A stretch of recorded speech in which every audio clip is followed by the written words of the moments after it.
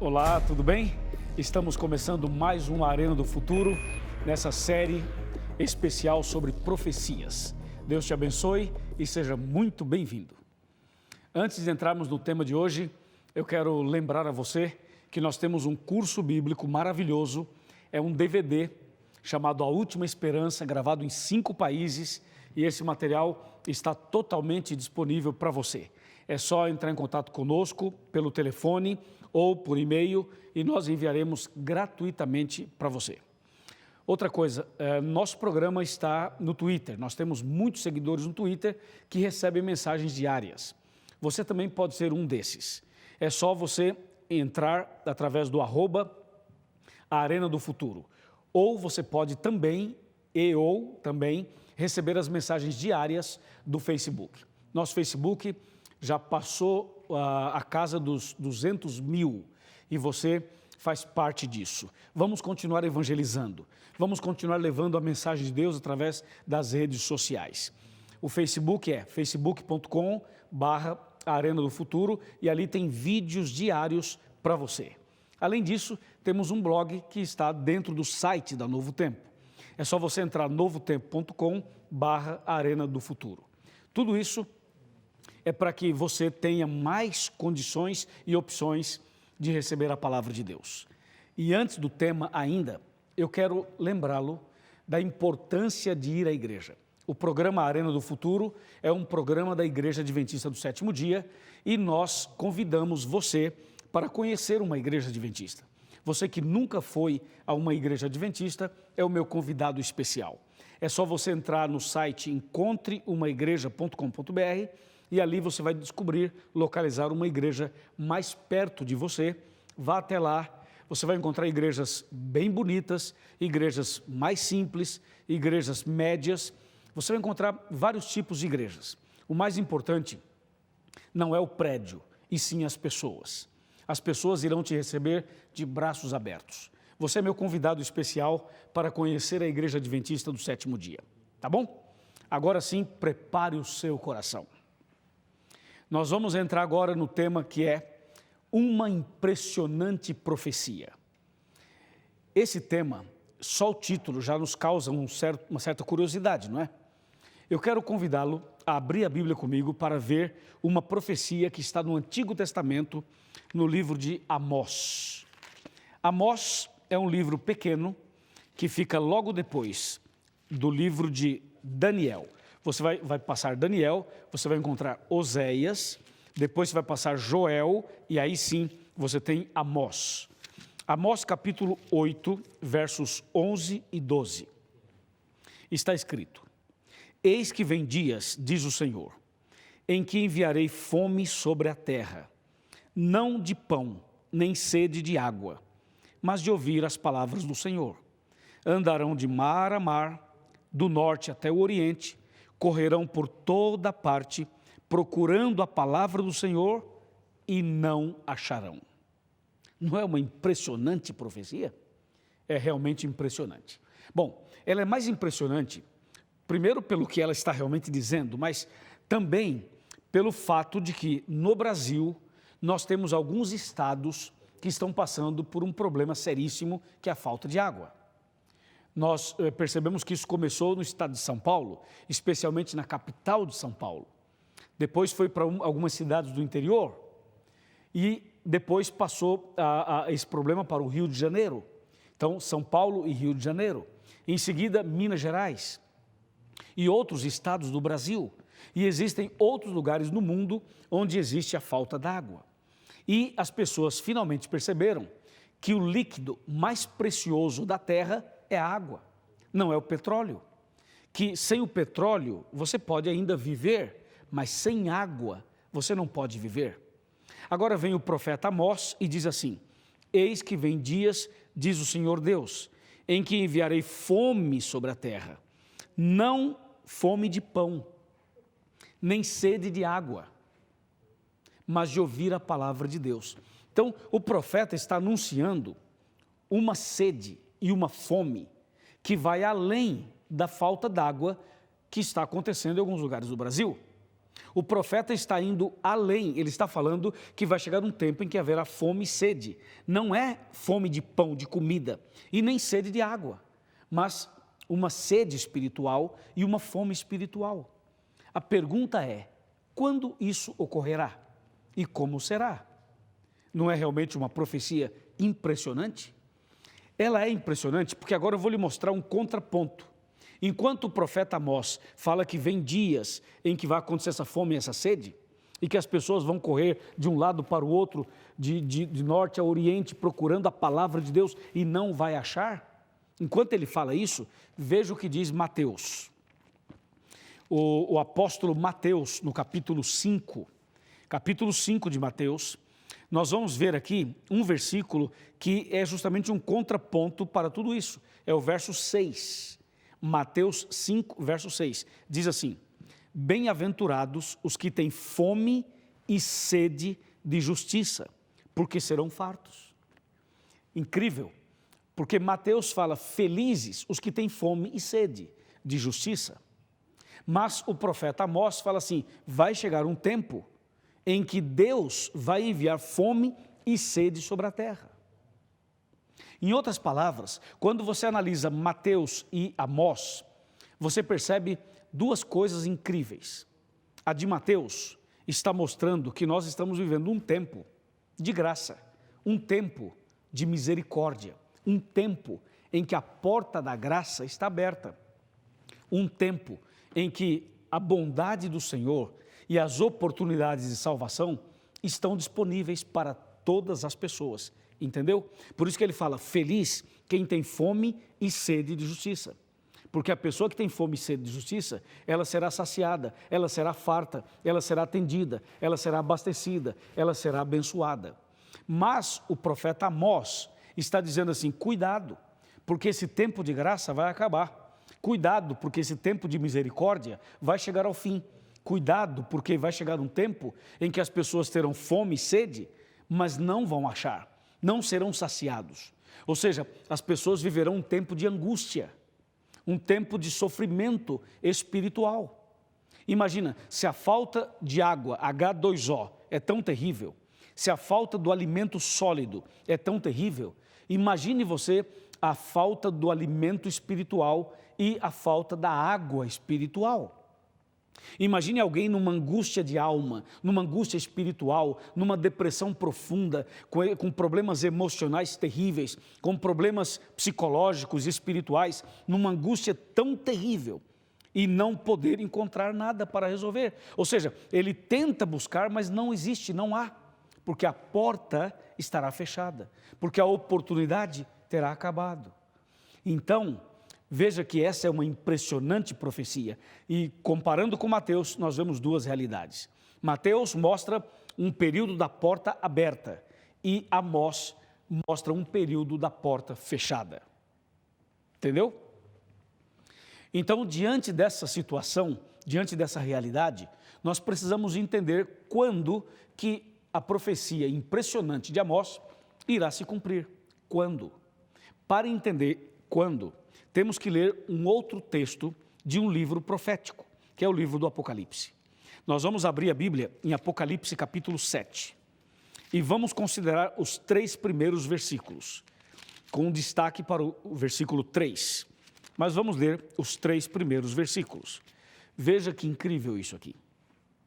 Depois disto, vi 4 anjos em pé nos 4 cantos da terra, conservando seguros os 4 ventos da terra, para que nenhum vento soprasse sobre a terra, nem sobre o mar, nem sobre árvore alguma.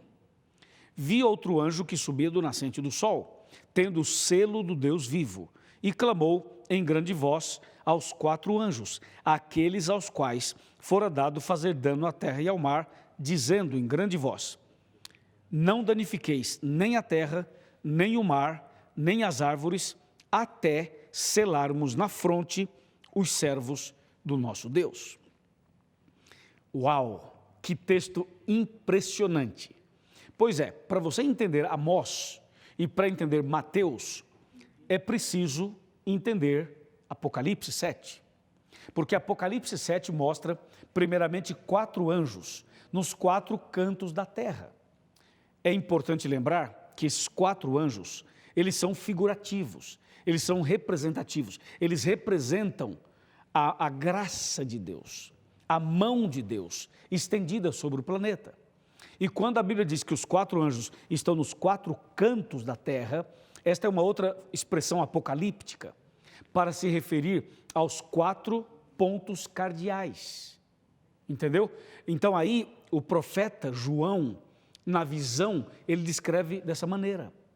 Quando a Bíblia diz que Deus coloca 4 anjos nos 4 pontos cardeais da terra, significa que Deus está com as suas mãos estendidas sobre a humanidade, sobre mim e sobre você. Em outras palavras, Deus é quem está guiando os destinos desse mundo. Deus é quem tem a direção do planeta e do universo nas mãos. É Deus quem segura os ventos e é Deus quem solta os ventos. Lembrando que esses ventos do capítulo 7 representam guerras, conflitos, entendeu? É o que está escrito lá em Jeremias 51, para mostrar para nós que o fato de Deus segurar os ventos significa que nenhuma ação, nenhum tipo de atitude pode ser tomada nesse planeta sem que Deus permita.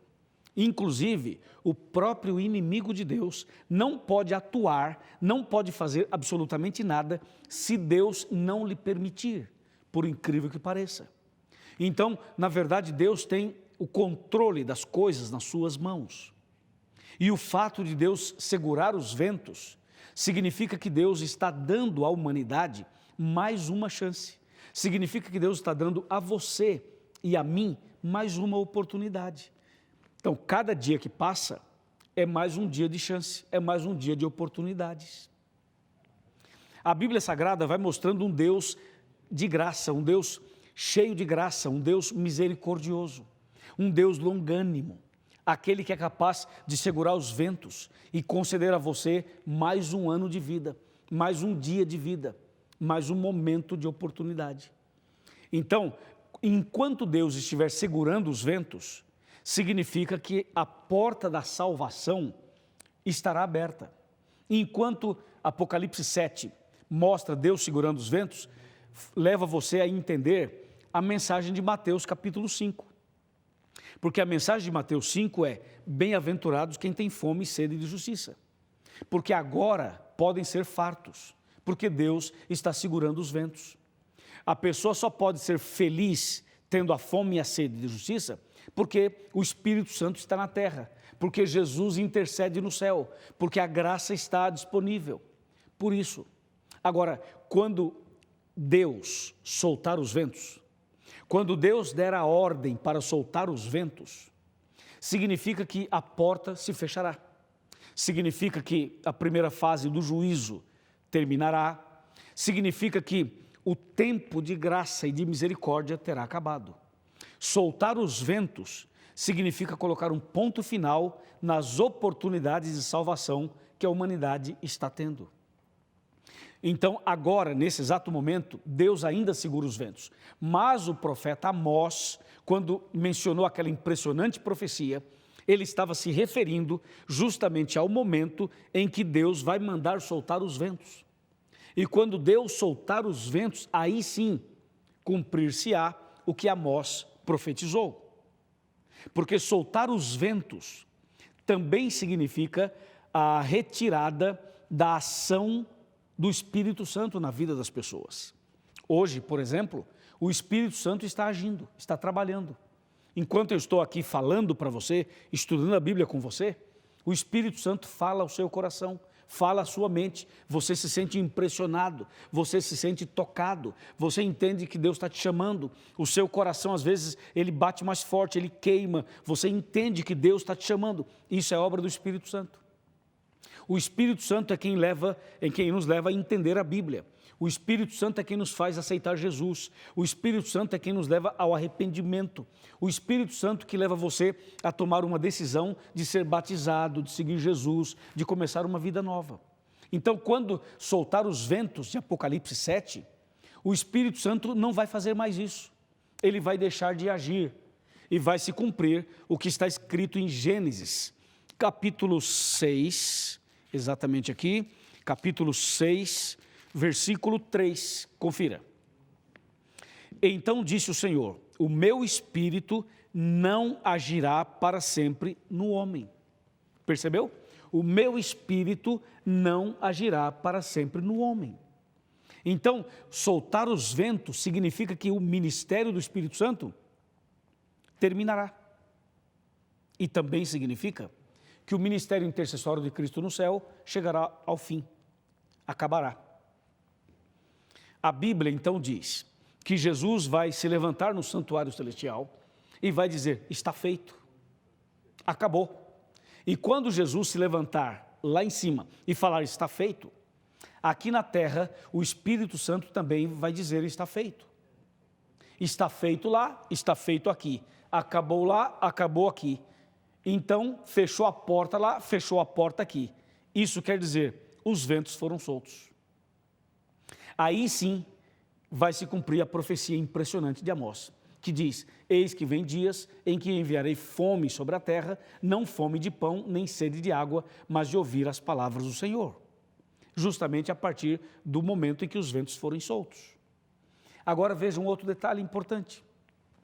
Quando Deus soltar os ventos, além de fechar a porta, além de produzir um momento de angústia nas pessoas, além de tudo isso que nós já falamos, também vai começar a cair sobre a terra as 7 últimas pragas. Porque as 7 últimas pragas de Apocalipse 16 cairão sobre a terra a partir do fechamento da porta da graça, a partir do soltar dos ventos. E a partir daí, até a volta de Cristo, ali mais ou menos próximo da volta de Cristo, aí sim as pragas cairão. E no final das pragas, Jesus voltará. Entendeu? Veja como a Bíblia é impressionante. Veja como as profecias são importantes. Se você não parasse para analisar esses textos, jamais compreenderia tudo isso que estamos falando, não é mesmo? Então agora que ficou claro para você o que significa Apocalipse 7, o que significa Mateus 5 e o que significa Amós 8, é preciso entender agora o detalhe do verso 3. Apocalipse 7, verso 3, que eu havia mencionado, que daria um destaque no verso 3. Então vamos voltar para o verso 3, Apocalipse 7, verso 3, que diz assim, vamos abrir aqui, pronto, verso 3, dizendo, não danifiqueis nem a terra, nem o mar, nem as árvores, até selarmos na fronte os servos do nosso Deus. Então veja que o soltar dos ventos, ou segurar dos ventos, o fechar a porta da graça, ou o abrir a porta da graça, isso está relacionado ao selamento. Isso está relacionado ao selo de Deus. Nós teremos aqui um outro programa, quando vamos falar sobre o selo de Deus. Mas hoje, só para você entender isso daqui. Veja, a Bíblia apresenta 2 selos. O selo de Deus e o selo da besta.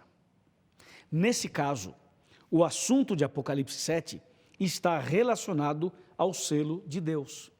Em outras palavras, quando fechar a porta da graça, quando soltar os ventos, as pessoas que realmente permanecerem firmes são as pessoas que estarão seladas, seladas com o selo de Deus. E o selo de Deus é colocado na fronte, é colocado na testa, no entendimento, na razão. Então, o povo de Deus vai receber o selo de Deus. E o selo de Deus aparece lá em Isaías 8,16 e também Ezequiel 20, versículo 12 e Ezequiel 20, versículo 20 e Êxodo 31, verso 13, quando diz que o selo de Deus, ou o sinal de Deus, ou a marca de Deus, é o 4º mandamento da lei de Deus. Ou seja, é o sábado, é a guarda do sábado. Então, nesse caso, a importância de ter o selo de Deus nos leva a entender a importância de uma vida de obediência. Isso quer dizer que enquanto a porta da graça estiver aberta, Deus está chamando pessoas para fazerem parte desse grupo que ama Jesus e que guarda os seus mandamentos. Entendeu? Ou seja, a salvação é pela graça, mediante a fé. Mas uma vez que você aceitou Jesus e aceitou a salvação pela graça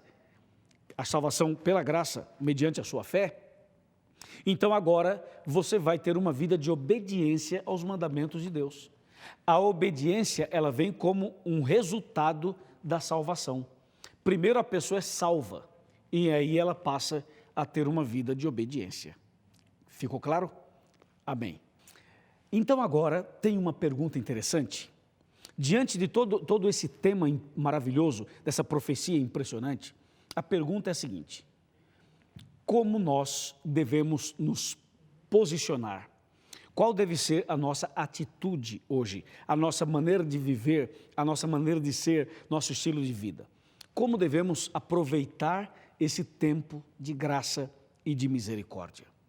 O profeta Amós, quando ele diz assim que vai chegar um tempo em que haverá fome e sede, esse é um tempo que a Bíblia menciona ao dizer que haverá angústia entre as nações.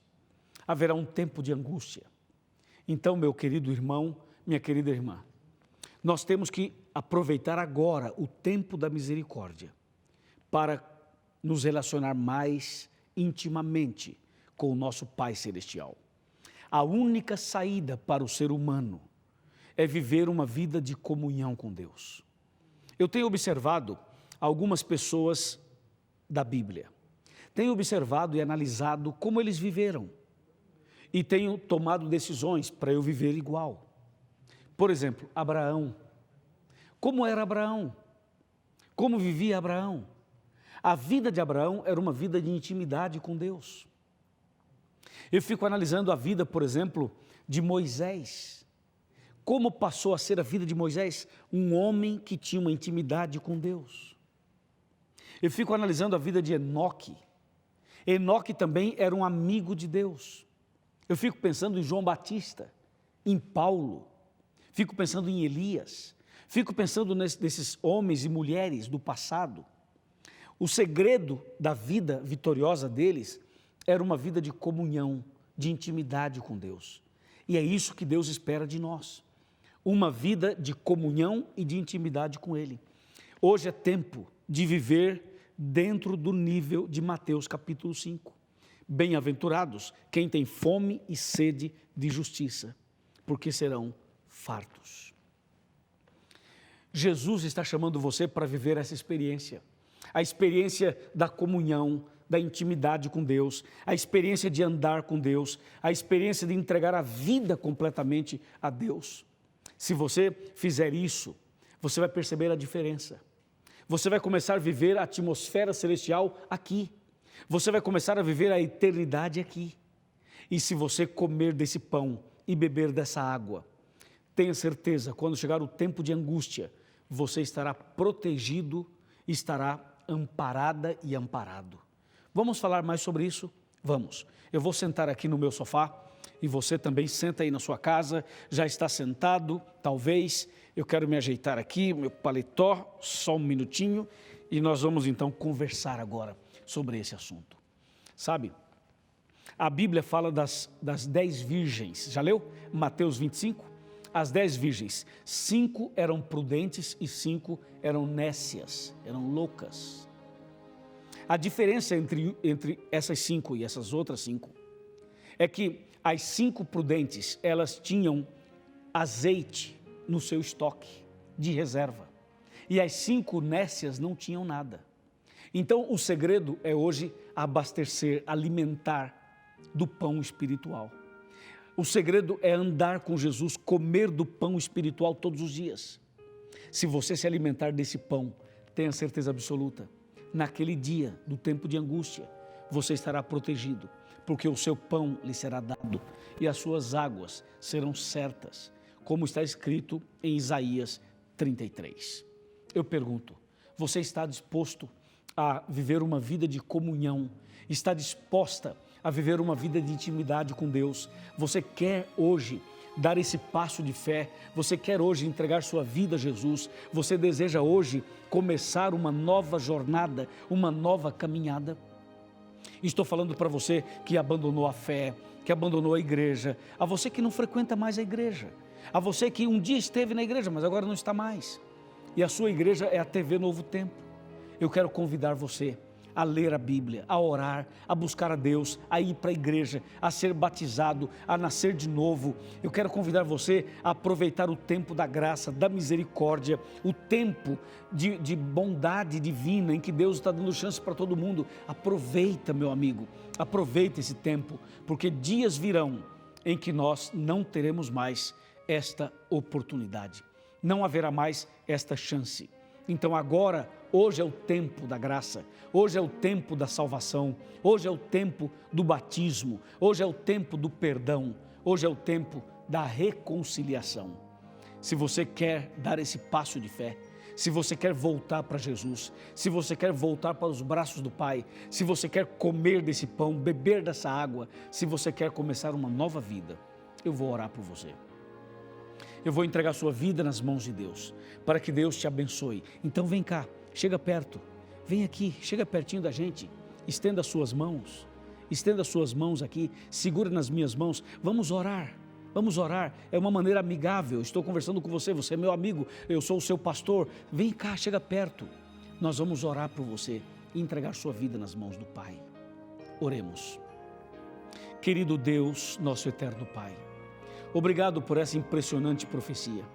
Obrigado por nos alertar, obrigado por nos orientar, obrigado, Senhor, por Tua graça, por Tua misericórdia, obrigado por segurar os ventos, obrigado pelo ministério do Espírito Santo, obrigado pela intercessão de Jesus e obrigado por essa decisão que esse meu amigo, essa minha amiga estão tomando.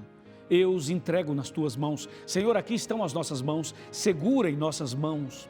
Segura nas mãos desse homem, dessa mulher, levanta essa pessoa, cura essa pessoa e salva para o Teu reino. É o nosso pedido e o nosso agradecimento, em nome de Jesus. Amém.